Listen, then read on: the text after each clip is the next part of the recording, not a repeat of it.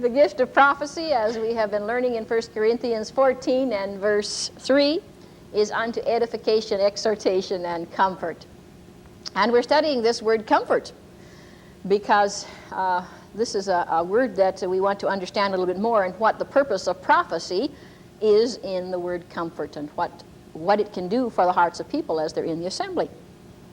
And last time I was telling you a story about a lovely lady called Ma.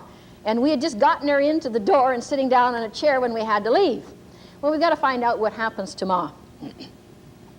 Anyway, the ushers had brought Ma in, and they had let her sit down there at the door. And everybody else is in a state of worship and praise. Now, there was a young man who was sitting up at about the third row from the front. This young man would not have known at all that Ma had come in through the back door. He didn't even see her. He never turned around. This young man was a very beautiful person in that he excelled in the gift of prophecy. This young man knew how to bring a word from the Lord. And whenever this young man began to prophesy, he would be about 20 to 25 years old, somewhere in through there. Whenever he opened his mouth to prophesy, I'm telling you, everybody in that assembly perked up their ears and listened. Because his words were inspired, God breathed into. And you'd be afraid that if you didn't listen carefully, you might miss one of those words that were spoken. So beautiful they were. All of a sudden, this young man began to prophesy. Now, I'm going to read to you the type of prophecy that this woman received. Now, this is not the exact words because it was not written or put down on a tape recording. But I'm giving you the type of sum and substance of it, or giving you approximately what was in that particular message. And I'm using the these and the thous because that's the way it was spoken, though as I've said already, it doesn't make it any more holy than just using it in our terminology today, saying you or us. And here it came forth. Surely the Lord thy God knoweth the very needs of thy heart this day, even though thy son and thy daughter have cast thee out of thy dwelling, and they have taken thine own possessions unto themselves, and though thou hast asked in thy heart, where shall I find the food for my mouth? Yea, saith the Lord, thou shalt not be anxious for these things. Yea, the love for thy children has caused thine heart to bleed for their hastiness and dealings with thee, and thou hast been anxious for the provision of God in thy life to sustain thee. Fear not, O daughter of Zion, the Lord thy God shall lift thee up, and shall cause those to be raised up to provide for thy needs, and to care for thee, and to succor thee, for I know the desires and the distress of thine heart. Now, at about this time, of course, everybody thinks in their heart, now let me see, is that for me? Well, I hadn't been kicked out of my house that day, so I knew it wasn't for me. And I had all of my needs provided. I had a lovely breakfast that morning, so I knew that that wasn't for me. None of that message was for me. And everybody in there analyzed, well, was for me? Now, there's a lot of people that think because a message isn't for you specific that it can't be of God. But occasionally you will find that some messages are only meant for one person in the assembly. Just one, when it's given in an assembly. And so as I was holding my little daughter in my arms, I happened to look over where Ma was sitting. And she's just crying and crying. Oh, the tears are streaming down her cheeks, and she's taking her hanky and brushing away her cheeks, and she's just weeping. And I thought, oh, Ma, what's the matter with her? Oh, God love her. You know, I thought, oh, the poor dear. Well, anyway, the meeting comes to a close as far as the worship service is concerned. Ma gets up out of her chair, and she comes forward right up the center aisle. Now, the minister on this particular church was a very, well, I guess I'll have to be honest, he was a very austere person. He wasn't the easiest type of a person to approach in the middle of a meeting. There was so much fanaticism at that time. And there was a lot of people saying and doing a lot of things that were out of order in the church. Some people have seen this sort of thing that's turned them off. Well, this man had been raised up of God during that particular time to cut down on fanaticism. And so he never let people under ordinary circumstances come up and talk through a microphone. However, he saw Ma walking up the aisle, and he looked at her, and his own heart was obviously touched, and he said, "Ma, you've got something to share with us this morning?" And Ma comes up, and she's still brushing away tears, and she turns around and she faces the people. And, "Oh," she says, now she speaks in kind of a broken English, kind of a German accent. "This morning the Lord, He touched my heart. Oh, I come into the meeting and my heart is just completely broken. And this young man, oh, God bless this young man, he come in and he say, oh, the Lord do wonderful things for me. He say that though thy son and thy daughter, they cast thee out of thy tent." She said, as you know, I'm just an old age pensioner, and I have just a small amount of money to do with, and I ask my daughter and my son and not to come, and they come and live in my house with me and to share my bread and my board, and I ask them for nothing in return, and just this morning they kick me out of my own house, and I come into the house of the Lord and I say, "Lord, do you have anything for me to help me to comfort my heart, because there's just nobody to love me excepting the people of God, and do you even have a word to comfort my heart?"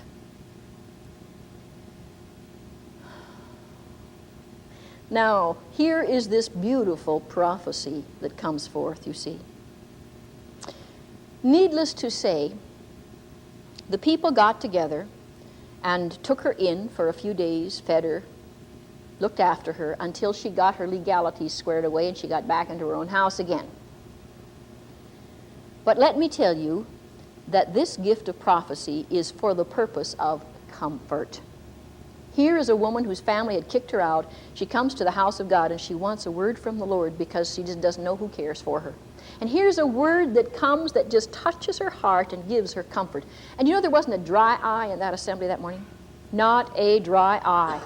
I'm going to tell you something else about prophecy, which we've mentioned, but we're going to have to kind of capitalize on it a bit from time to time. This is why prophecy cannot be dreamed up ahead of time or premeditated ahead of time.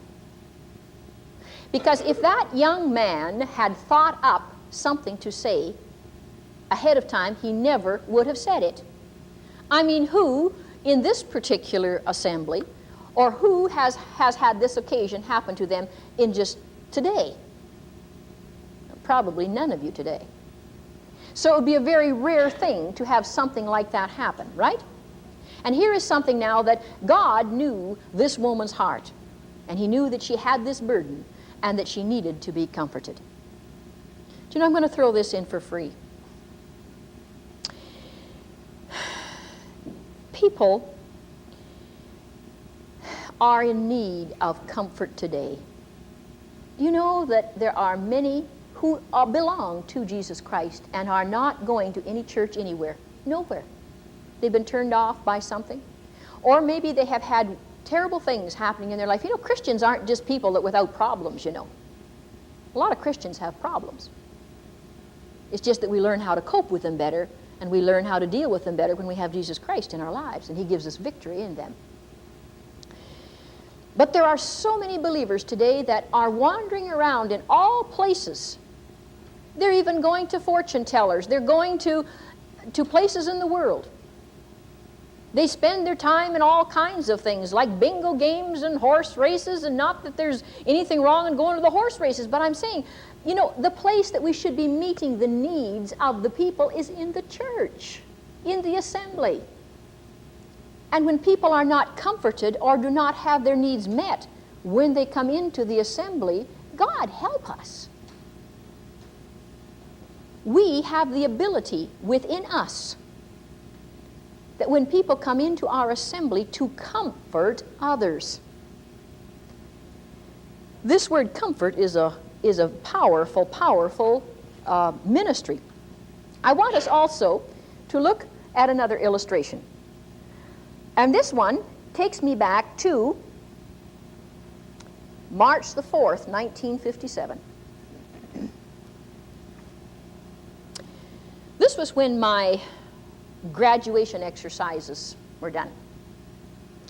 We had finished the teaching on the course of the gifts of the Spirit, and as I do now in live seminars, apart from the television ministry, I try to graduate those who finish the course on the gifts of the Spirit, and of course we present them with a diploma that says, Gifts of the Spirit, diploma, graduated such and such a day, and we put the seal on it, and oh, we put our John Henry on it, and it looks very official. And we graduated from our course in the gifts of the Spirit. My father and mother happened to be part of that graduation exercise. In fact, there was only 6 of us. Now, those were the days when the gifts of the Spirit were not the in thing. If you thought of speaking in tongues or exercising the gifts of the Spirit, you were considered to be tarred and feathered and kicked out of your church. Today, of course, they're much more open, and many people are hungering after these things and desiring to know more about them. A prophecy came over my father, and it went like this. Now, I'm going to give you the exact words on this because this was taken down on a tape recorder, and I have this at home. It says, I will crown thee with much precious fruit, and thy hoary head, when it goes down to the grave, shall be honored of them who have come to the knowledge of the truth, as thou hast declared it unto them. Well, what does all of this mean? First of all, we thought of it as it was given, and my daddy thought of it. There was no fear of death when thy hoary head goes down to the grave. I mean, we all, sooner or later, know we're going to die, even though we don't really fully believe it inside, right? I mean, we know theoretically, but the reality of it doesn't really hit us until that time comes. And so the fact that when his hoary head went down to the grave, we weren't even thinking about death as such. Do you know that 2 years passed between the time that this prophecy was given and the time that it was fulfilled? During this 2-year time, my daddy did some wonderful things. First of all, he was converted in the 1930s during the thirsty 30s is what we call them, the Dust Bowl years out in the prairies. All of our family was converted at about that time. And there were 7 children in the family. We had a real revival. And Daddy loved the Lord. He was a beautiful person. He was always gentle and kind. I loved my daddy. Us kids just admired him, and we looked forward to having him come home after work. And we just worshiped the ground he walked on. He, during this 2-year period, had now come off the farm. He had been in the Second World War. He was also in the First World War. And he is now doing contracting, building contracting. And he travels from place to place in his car. So he loves the Lord so much. Now, he's been filled with the Spirit. And for those of you who have been filled with the Spirit and you know how alive you become, I mean, you just get turned on. You're almost another person, eh? You just get, wow. Like, man. You feel like you're going to some exciting event. So he got turned on. And even though he was a beautiful person before, now he was just constantly rejoicing in the Lord. His favorite song was Amazing Grace, how sweet the sound that saved a wretch like me. And we constantly heard him whistling and singing this song. He'd get in his car each day and he'd go to his travels wherever he was going, cross town or several miles away, to do his contracting job for building purposes. Now, my daddy had a special ministry. I would have called him an evangelist. Even though he wasn't a Billy Graham,